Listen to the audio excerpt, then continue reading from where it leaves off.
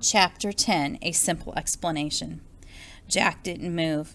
He had never been so tired in all his life. "Breathe," said Annie. Jack gulped in cool, clean air. He opened his eyes. He couldn't see a thing. "Take off your glasses," said Annie. "They're filthy." Jack took off his glasses. The first thing he saw was his backpack. The white tunics and laced-up sandals were gone. So were their pillow hats in the leather bag. Jack let out a long, deep breath. As he cleaned his glasses on his shirt, a voice came from behind him. "I'm very glad to see you safe and sound." Morgan Le Fay stood in the corner of the treehouse, and she looked as lovely and mysterious as ever. "Happy to be home?" she asked. Jack nodded. The sound of the erupting volcano still echoed in his ears. It was pretty scary," he said in a hoarse voice. "I know, but you were truly brave," said Morgan. "You witnessed a famous event in history.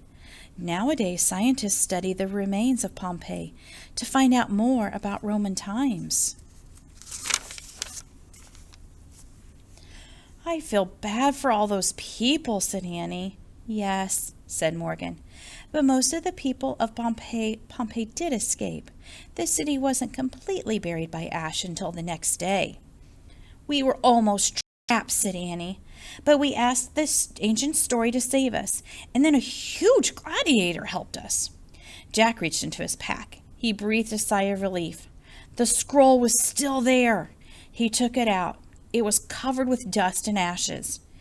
"Here's the story," said Jack, and he handed it to Morgan. "Oh, I'm deeply grateful," she said softly. "You risked everything to bring this to me. I can never thank you enough." Don't worry about it," said Jack.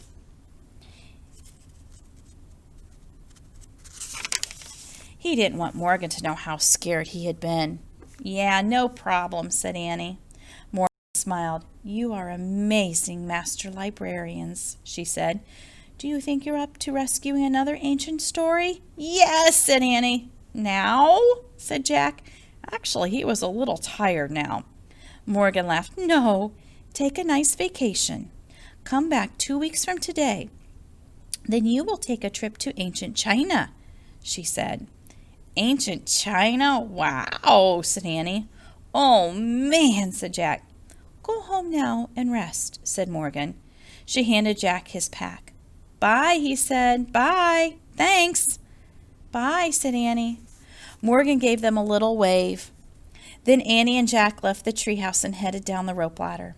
When they reached the ground, Jack looked up. "Morgan," he called, "what was that story about? The one we just rescued?" "Oh, it's called The Strongest Man in the World," said Morgan. "It's the lost tale about Hercules." "Hercules?" said Jack. "Yes, he was one of the heroes of the Greeks and the Romans," said Morgan. "He was the son of Jupiter." "Oh, wow! Now I get it," said Annie. "I'm taking it back now to Camelot's library," said Morgan. "Everyone will be so excited to read it, thanks to you." She waved to them. "Goodbye for now." As she waved, the wind began to whirl, and the treehouse began to spin. In a blur of shadow and light, Morgan and the magic treehouse were gone. Jack and Annie started walking through the woods. "Get it? Get it?" said Annie. "Get what?" said Jack. "We were saved by Hercules," said Annie. "We asked the story to save us, and Hercules appeared." "That's not possible," said Jack. "It was just some gladiator guy. The story of Hercules is a myth. That means he never really lived." They left the woods and started up their street. "I know it's a myth," said Annie, "but I have a simple explanation." "What?" said Jack. "Hercules is a myth to the people in this time," said Annie. "But in Roman times, lots of people believed he was real. So since we were in Roman times, he was real to us." "I don't know," said Jack. "Did you ever hear the saying," said Annie, "when in Rome, do as the Romans do?" Jack laughed. "Yeah." He looked up at the sky. "Thanks, Hercules," he said softly. "Whatever you are." "Jack! Annie! their dad called from their front porch. It's time to go. Oh, brother, I forgot, said Jack. Yeah, I hope nothing exciting happens on our vacation, said Annie. Yeah, said Jack. I hope it's really, really boring. Hurry, their dad said. We're coming, they called. Then they took off running further home in a restful vacation. Now, I'm going to add a little bit here to the end of this. This is facts about Pompeii that are true facts.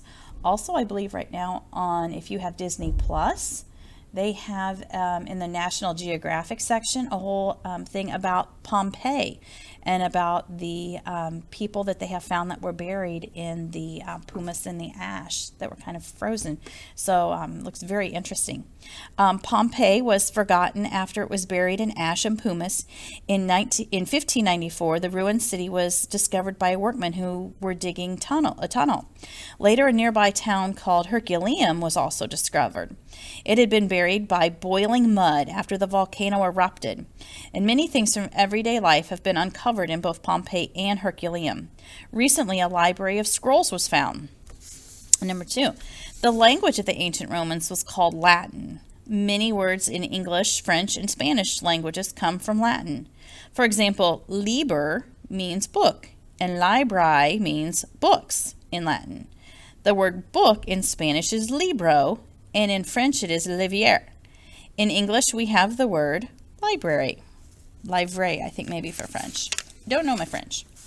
Number 3, Mount Vesuvius erupted in the year AD 79. The letters AD stand for the words Anno Domini. Anno Domini means in the year of the Lord in Latin, which refers to the year Jesus Christ was born about 2,000 years ago. Number 4, the Romans took their name from the city of Rome, which was the capital of their empire. Rome is now the capital of the country of Italy. Number 5, in AD 79, the Romans had a powerful army. They ruled all of Western Europe, the Near East, and North Africa. And number 6, Hercules is the Roman name for the hero from the Greek myths known as Hercules. Heracles, I'm not for sure. After the Roman conquered ancient Greece, they adopted many of Greece's heroes and gods and goddesses. Heracles, who became Hercules, as we can easily pronounce that one, was one of them. Heracles, maybe. So our next adventure is going to be the Day of the Dragon King. The Dragon King is not such a nice Dragon King. So we are going to find out what happens with Jack and Annie in that one next. Hope you guys enjoyed Vacation Under the Volcano.